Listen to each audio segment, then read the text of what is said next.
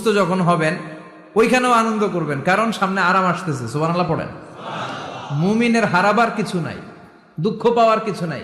মুমিন অসুস্থ হলে অসুস্থতার মাধ্যমে, তার রোগের মাধ্যমে তার গুনাহ ঝরে যায়, সে আল্লাহর কাছে প্রিয় হয়ে ওঠে। তা আমাদেরকে কেউ হারাইতে পারে? কথা বলেন, আমাদের কেউ ভয় দেখাইতে পারে? মোটিভেশনাল সূরা, সূরাতুল ইনশিরাহ আর সূরাতুদ দুহা। এখানে অনেক হিউজ মোটিভেশন আছে। যারা হতাশ, যাদের জীবন ভাল লাগে না, মরে যেতে মনে চায়, গার্লফ্রেন্ড গালি দিছে, আছে না নাই?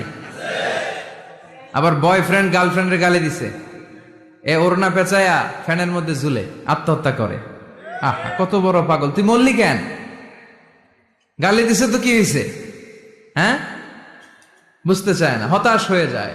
আর বয়স কম তো, ইচড়ে পাকা, অল্পতে কাবু হয়ে যায়। এই সূরাগুলো পড়ে না। এখানে আশার বাণী আছে।